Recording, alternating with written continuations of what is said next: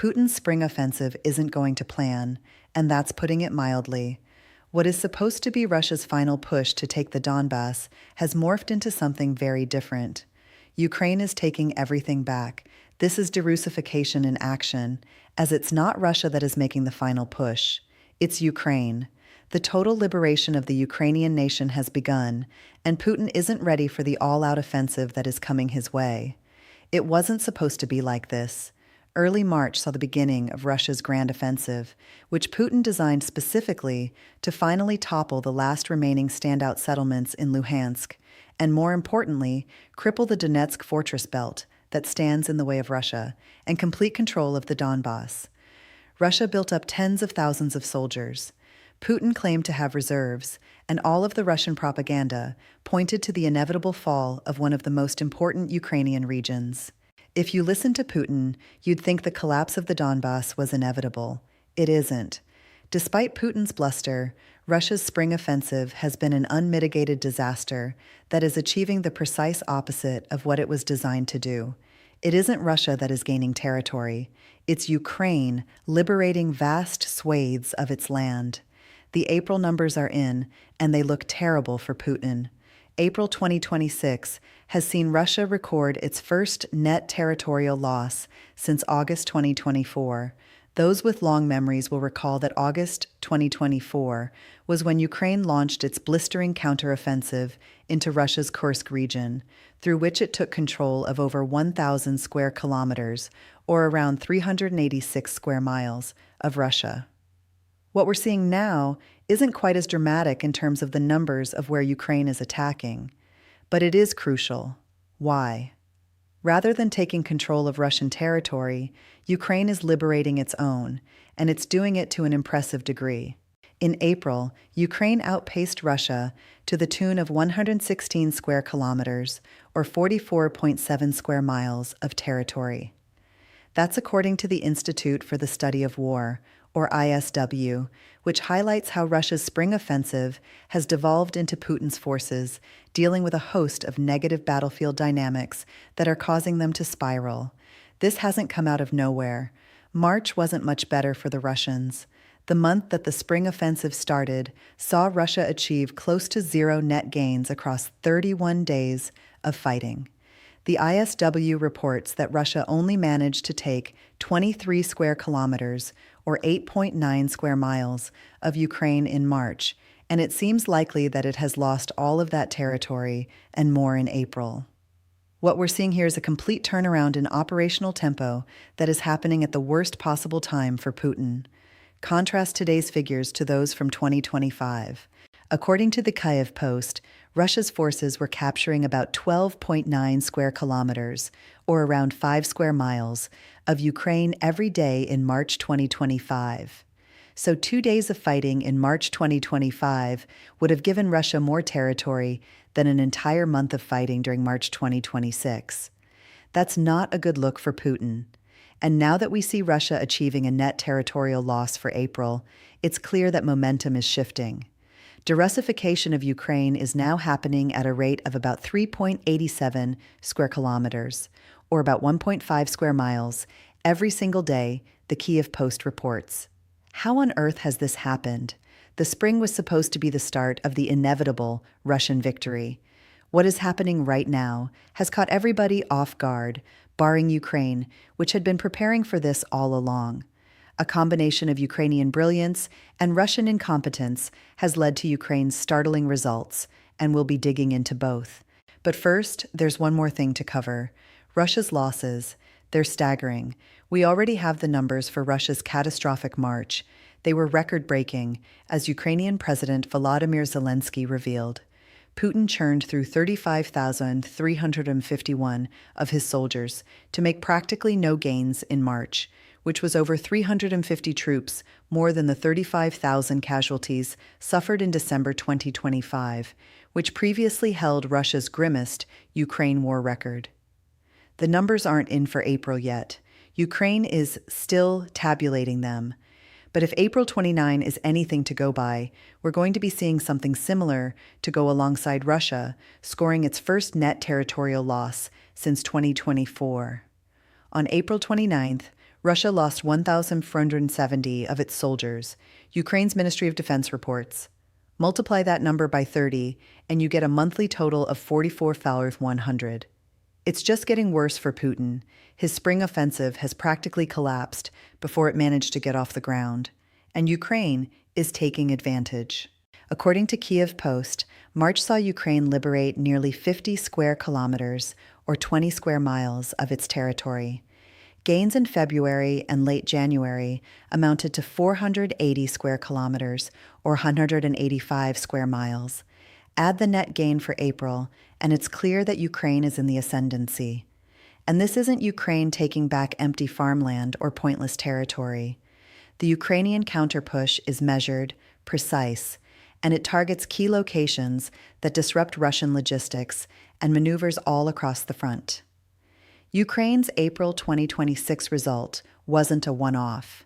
It's part of the pattern that has defined the entire year.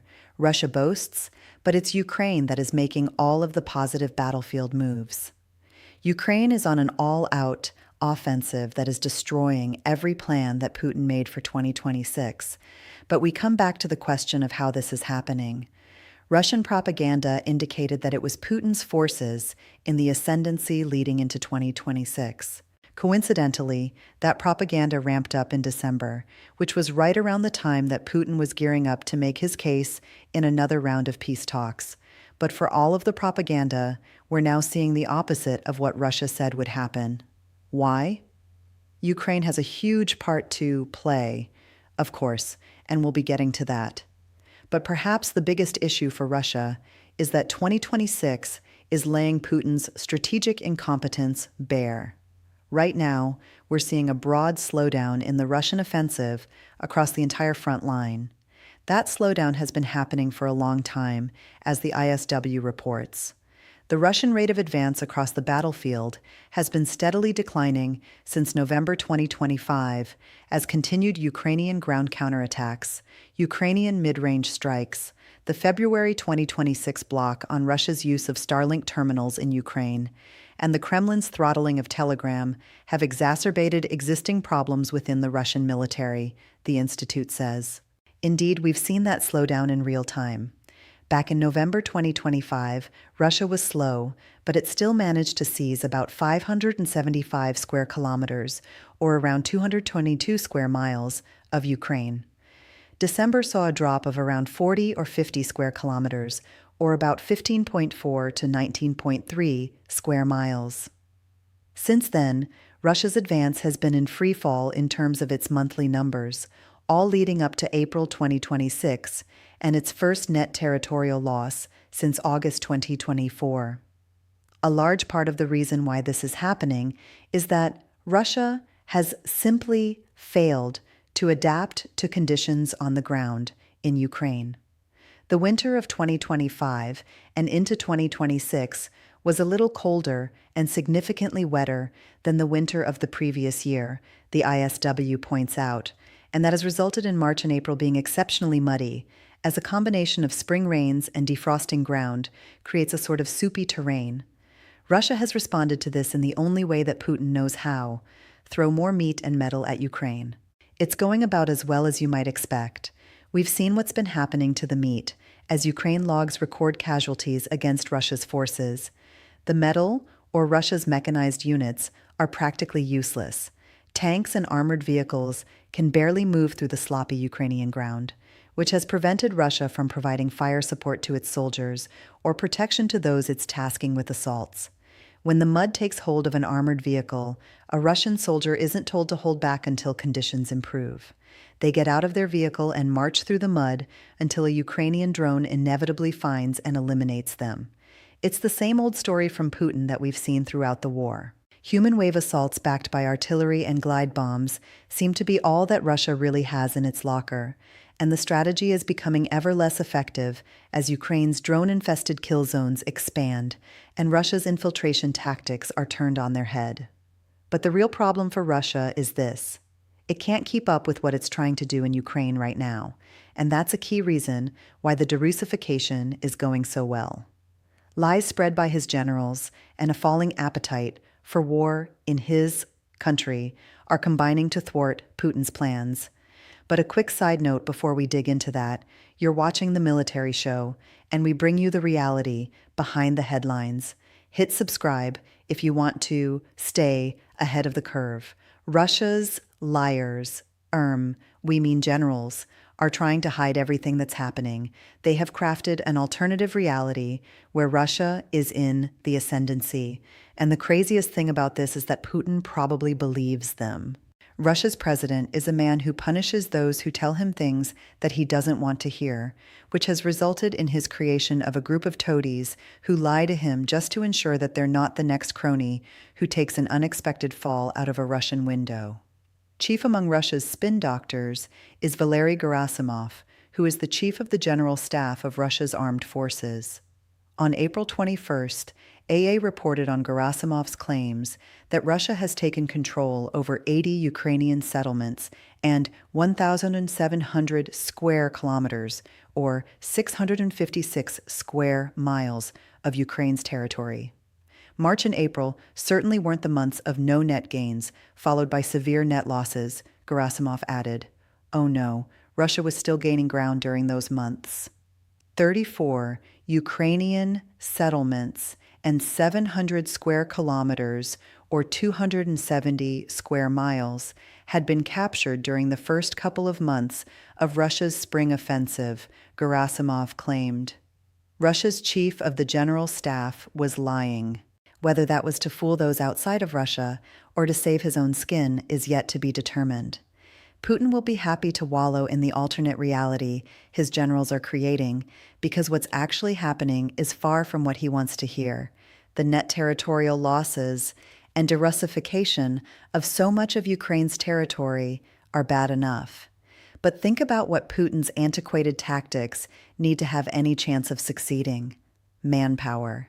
You can't have a meat grinder strategy if you don't have any meat to feed into the grinder. On top of everything that is going wrong for Russia right now, the fact that it isn't recruiting enough soldiers to sustain the spring offensive that is already falling apart may be the worst thing of all. The UK's Ministry of Defence has already highlighted what's happening on the Russian recruitment front, as it says that March marked the fourth consecutive month that Russia lost more soldiers than it was able to recruit. Uncoincidentally, that would mean December was the start of the shortfall, which also just so happens to be the same month when Russian territorial gains started the freefall that has led them into the situation where Ukraine is the nation pushing forward and claiming land. The Kyiv Post goes a little deeper. It points out that Russia plans to recruit 409,000 contract soldiers by the end of 2026, but it isn't getting anywhere close to that target. Russia is recruiting an average of 1,120 soldiers per day, which is just barely covering a daily casualty rate that typically lands at between 1,000 and 1,200 and, as we saw on April 29th, can climb much higher. At its current rate of recruitment, Russia is going to be short of its target by thousands of soldiers by the end of 2026. Plus, Ukraine isn't going to rest on its laurels. Ukrainian Defense Minister Mikhailo Fedorov has set a target of 50,000 Russian casualties per month by the end of 2026.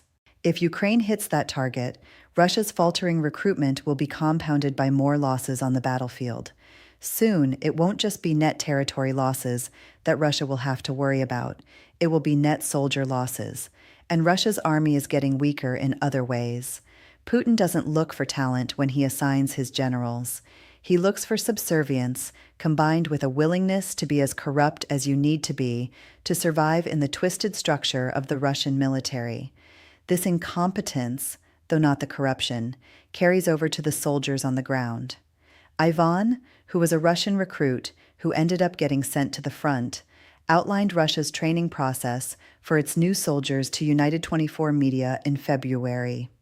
After all the medical checkups, they asked me if I was ready to go to the military base the day after tomorrow. They trained us for 5 days. We waited for another 5 days for a force rotation, and then we went to combat positions. medical plus 10 days of preparation. That's what a Russian soldier gets before they're flung out onto the front to try to make the gains that Putin wants. But as Putin languishes in the lies told by his generals and the continued weakening of his own military, Russia's losing ground in Ukraine. Of course, it's not just Russian incompetence that is playing a role here. Ukraine is more than holding up its end when it comes to taking advantage of the situation ahead of it and adapting its tactics to achieve derussification of so much of its territory. The ISW highlighted 3 major plus points in Ukraine's military campaign: drones, the ground offensive, and taking advantage of Russia's comms situation. We're going to add another, so stick around to find out what that is. But let's start with drones. They are the key to everything for Ukraine. Specifically, Ukraine has added middle-range drones to its arsenal over the last couple of months, and they are having a devastating effect. These drones, which fly further than the FPV drones on the front, but cost less and don't have the range of the long-range drones being sent into Russia, are devastating Putin's rear.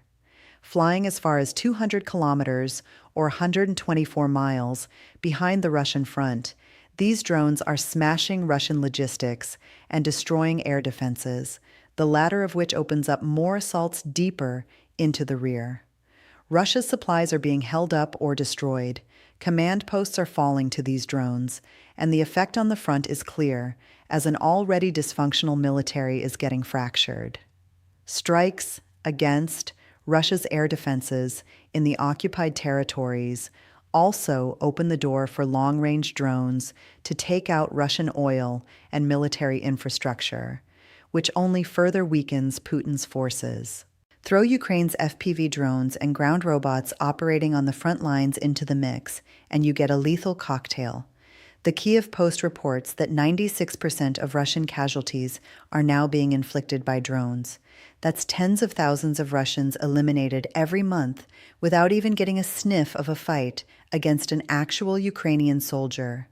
It's meat versus machine, and there's only ever going to be one winner in that type of fight. Ukraine's cast kill zones stretch deeper and wider than they ever have before, and Russia is smashing its own teeth against them. Not that Ukraine's soldiers aren't doing anything. When mechanized assaults get mired in the Ukrainian muck, Putin resorts to sending tiny infiltration units behind the Ukrainian lines. Those units are vital for Russia's propaganda. People like Gerasimov come up with their inflated figures by counting territory where 1 or 2 Russian soldiers are hiding desperately while they wait for backup as captured. Ukraine has gotten wise to these tactics, and it has created seek and destroy units that operate in the gray zones to wipe out the Russian infiltrators. These units are being supported by Ukraine's middle-range strikes. If Russia is being wrecked in the rear, it can't send the supplies and soldiers needed to build on what its infiltrators achieve. So the infiltrators get taken out, never having received the support they were supposed to receive. Again, Russia's military gets weakened. Then, there's Russia's communications situation. That's been a nightmare ever since SpaceX shut down Russian access to Starlink, which Putin's forces had due to their access to illicit terminals. In the wake of that shutdown, Starlink data traffic dropped by a staggering 75%, Militarny reported on March 12th.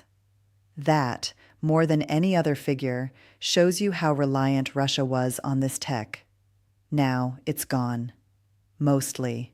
Some Russian units are still able to get their hands on working Starlink terminals, as Russian Life reports. But like the Russian army itself, this access is fractured and nowhere near wide-ranging enough to be effective outside of small pockets of the front lines. Throw Putin's campaign against Telegram into the mix, and Russia's soldiers have run out of modern communications options with nothing to replace them. And that brings us to the 4th plus point in Ukraine's offensive campaign that is leading to the sorts of results we saw in April: active defense. This is the new Ukrainian strategy for 2026, and it amounts to using precision to take advantage of Russian weakness. Everything that Ukraine is doing forces Russia to react, to shift reserves and make changes to its approach that don't come fast enough. Gaps are created for Ukraine to exploit. Ukraine defends stubbornly where it needs to, and it strikes Russia where Putin's forces are at their weakest and least prepared. Ukraine is bolstering this strategy by taking the opposite approach to Russia in terms of military structure. As the Russian military becomes more fractured and places less emphasis on training, Ukraine is increasing the time spent on training and reorganizing its military to ensure unit cohesion.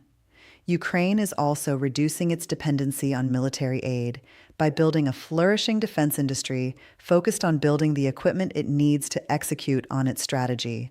We're not seeing a grand and sweeping counteroffensive by Ukraine. That's not what active defense is all about. What we see on the battlefield is a series of calculated strikes, be that by middle-range drones in the Russian rear, long-range drones in Russia itself, or troops on the ground taking out Russian positions that have a cumulative effect. Russia's military is being constantly disrupted and discombobulated. Ukraine is hitting all of the right pressure points, and it's only going to get better as its units become more cohesive on the battlefield. The early results are in. Russia is dealing with record losses in its first net territory loss in almost 2 years.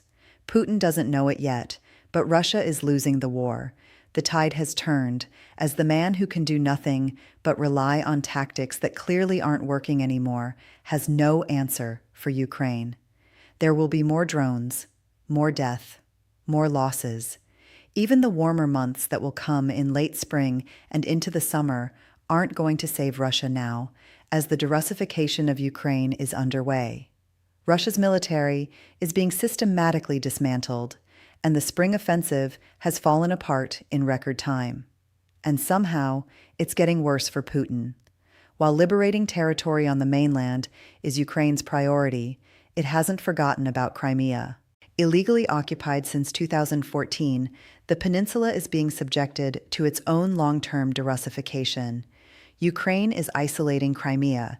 It's attacking supply lines, ships, military equipment, and logistical hubs, all in preparation for the destruction of the one thing that allows Putin to maintain his grip on the peninsula.